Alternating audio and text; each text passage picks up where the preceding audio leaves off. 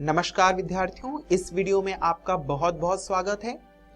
इस वीडियो में आज हम राम लक्ष्मण परशुराम संवाद के अगले भाग का अध्ययन करेंगे।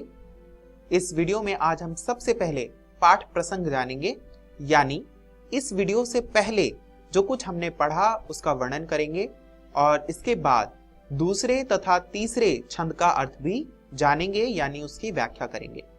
तो आइए विद्यार्थियों शुरू करते हैं। हमने ये जाना कि शिव का धनुष टूट गया था और इस पर परशुराम क्रोधित हुए। परशुराम के क्रोध को शांत करने के लिए श्री राम ने कुछ वचन कहे, किंतु लक्ष्मण ने उस पर कटु वाक्य कहे, यानी ऐसे शब्द कहे जो कि कड़वे थे, परशुराम को जो पसंद नहीं आए। परशुराम ने क्रोध किया और उनके क्रोध से ही हमें उनका परिचय मिला। आगे के छंद में भी लक्ष्मण के कटु वाक्य और परशुराम का क्रोध हमें देखने को मिलेगा। तो आइए विद्यार्थियों शुरू करते हैं। शुरू करने से पहले कुछ कठिन शब्दों के अर्थ जान लेते हैं। सबसे पहला है क्षति। क्षति का मतलब होता है हानि यानी क्षति। अगला शब्द है दोषु। दोषु यानी दोष। स्वभाव यानी स्वभाव। विद्यार्थियों, आपको पता है कि यह कविता जो है वह अवधी भाषा में लिखी गई है। बधों यानी वध करना। विश्व विदित यानी विश्व प्रसिद्ध। भुजबल यानी बाहुबल। महिदेव यानी ब्राह्मण। अगला शब्द है अर्भक। अर्भक का मतलब होता है बच्चा। आइए विद्यार्थियों, कठिन शब्द जानने के बाद, इनके अर्थ जानने के बाद हम शुरू करते हैं इस छंद को समझना। छंद है लखन कहा हसी हमरे जाना, सुनहु देव सब धनु समाना, काछति लाभ जून धनु तोरे, देख राम नयन के भोरे। लखन तर्क देते हुए कहते हैं, हंसते हुए कहते हैं कि सुनो देव, हमारे लिए तो सभी धनुष समान हैं।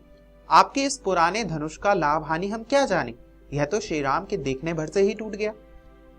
आगे लक्ष्मण कहते हैं छुवत टूट रघुपतहु ना दोषु, मुनि बिनु काज करियत कत रोसु। वह कहते हैं कि यह तो श्री राम के छूने भर से टूट गया।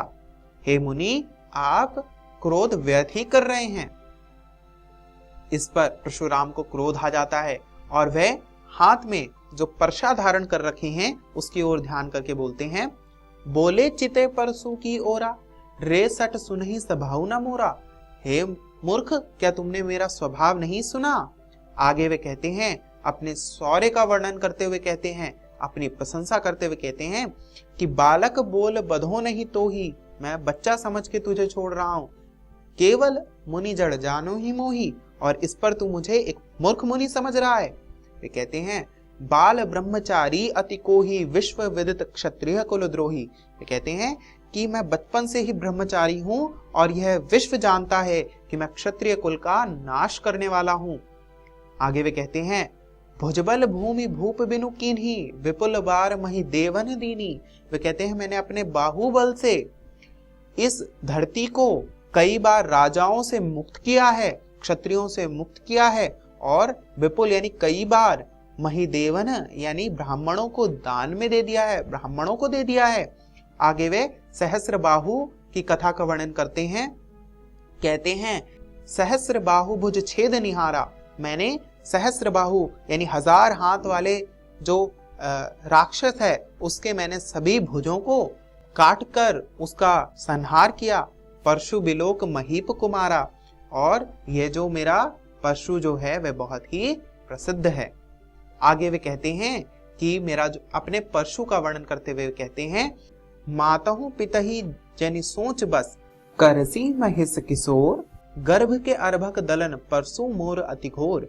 यहाँ पर वे कहते हैं कि मैं जो तुझे छोड़ रहा हूं वह तेरे माता और पिता का ख्याल करके तेरे को छोड़ रहा हूं, नहीं तो मेरा ये जो परशा है ना, यह गर्भ में पलने वाले बच्चे तक का नाश कर देता है। यहाँ पर विद्यार्थियों अतिशयोक्ति अलंकार का प्रयोग हुआ है, यानी किसी बात को बहुत ही बढ़ा चढ़ा कर कहा गया है, इसीलिए यहाँ पर अतिशयोक्ति अलंकार का प्रयोग हुआ है। आइए विद्यार्थियों, अब हम अगले छंद का अर्थ जानते हैं। अर्थ जानने से पहले कुछ कठिन शब्दों के अर्थ जान लेते हैं।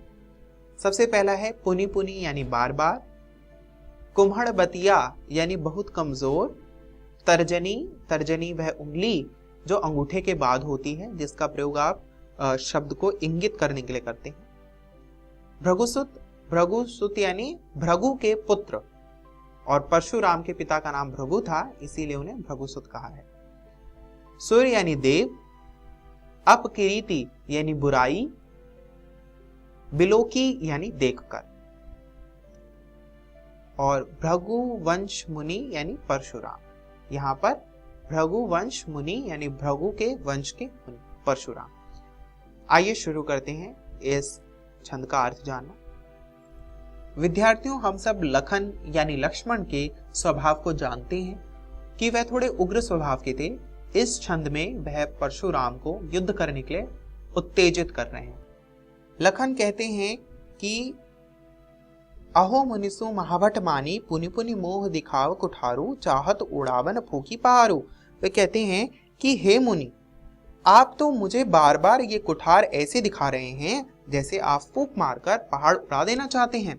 आगे वे कहते हैं, यहाँ कुमड़बतिया को नाही, जे तर्जनी देख मर जाही। वे कहते हैं यहाँ कोई काशी फल के छोटे फल जैसा नहीं है जो आपकी तर्जनी देखने से ही मर जाए।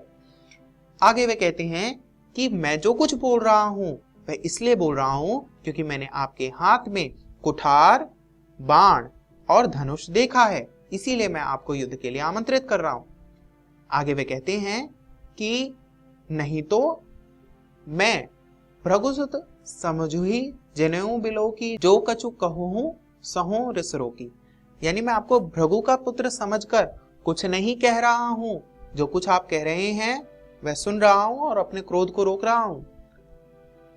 और दूसरी बात यह है कि सुर महिसुर हरिजन अरुगाई, हमरे कुल इह पर न सुराई। हमारे कुल में हरिजन, महिसुर यानी ब्राह्मण और सुर यानी देवता और गाय पर कभी भी जो अस्त्र है वह नहीं उठाए जाते, इसलिए मैं आपको माफ कर रहा हूं। आगे वे कहते हैं कि परशुराम, आप तो ऐसे हैं जो कि व्यर्थ में ही धनुष और बाण अपने साथ रखते हैं, कुठार अपने साथ रखते हैं।